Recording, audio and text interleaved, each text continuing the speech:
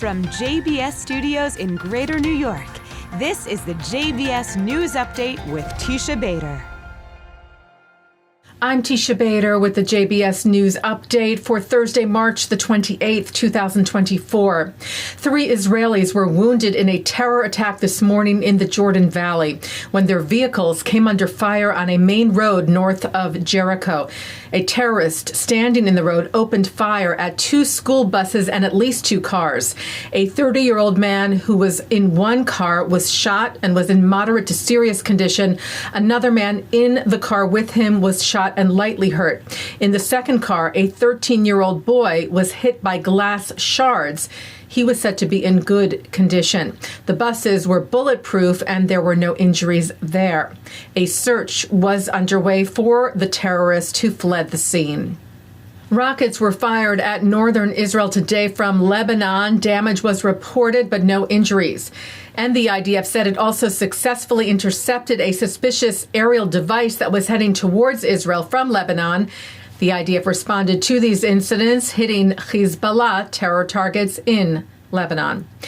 Israeli Prime Minister Benjamin Netanyahu today met with a Democratic U.S. Congressional delegation organized by pro-Israel lobby AIPAC. Netanyahu thanked the group for their visit, saying, "You've been long-time friends of Israel. You're great supporters. It's very important for us to maintain bipartisan support at all times, but especially in these trying times." The Prime Minister speaking of the importance of that support, even when there are differences of opinion. For example, with regard to an IDF ground operation in Rafah, seen as the last stronghold of terror group Hamas in Gaza. We have to finish the job.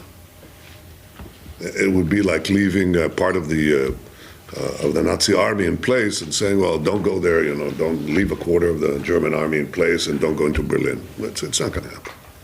And we have no choice because our very existence is on the line. We've had a remarkable alignment not without differences, not without discussions, but we've been able to overcome them since the beginning of the war with President Biden and his team. We have a difference on this. And I'm very open about it. I say, look, we have no choice. And Joe Biden is open with me. He says, I don't want you to go in. I don't want you to take a major ground operation. I say, and we've had these differences. I hope we don't act alone. We will if we have to, but I don't think we are alone because I think we enjoy the support of the broad section of the American people across the political spectrum, and I hope we enjoy your support, continued support as well. The group also met with Israel's President Isaac Herzog, who said the U.S.-Israel alliance was as strong as ever and was irreplaceable as he spoke of Israel's battle. We are here fighting on behalf of entire humanity and the entire free world to fight a vile, aggressive, and brutal terrorist organization which holds 134 Israeli hostages, which we are praying and acting and calling for their release every day. And we share with the United States of America and with the President of the United States of America, our dear friend, President Joe Biden, we share the same vision of eradicating terror, of bringing the hostages back home, of moving towards peace with our neighbors and finding it a possibility once we finish the ability of our enemies to carry out terror from Gaza against us. Renowned Israeli-American psychologist, professor, author, including of the international bestseller Thinking Fast and Slow, Holocaust survivor and Nobel Prize winner Daniel Kahneman has died. Lauded as a giant and a visionary, Kahneman won the 2002 Nobel Prize in Economic Sciences for his research integrating psychology and economics, seen as transformative to both fields. He was also awarded the U.S. Presidential Medal of Freedom for his work in 2013. Daniel Kahneman died yesterday at the age of 90. And longtime distinguished U.S. Senator from Connecticut and the first Jewish candidate for the office of Vice President, Joe Lieberman, has died.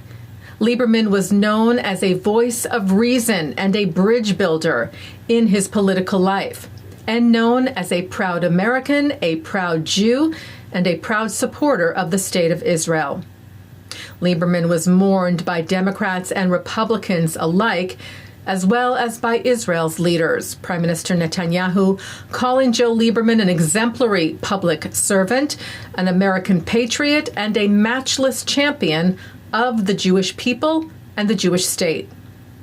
President Herzog called Lieberman a steadfast friend to the people of Israel and cited his dedication to duty and devotion to his country, his faith, his people, and his family. JBS founder and late President Rabbi Marc S. Golub introduced Senator Lieberman, who he called one of his political heroes, saying of the senator when he came on L'chaim just a few years ago, "There's no way to overestimate the significance of his contribution to Jewish life, a reflection of his competence and character." Senator Joe Lieberman has been able to build a career in public service that has elevated him to the highest levels of stature while remaining a mensch. And it is beyond an honor. It is beyond an honor to have you finally sitting at this table.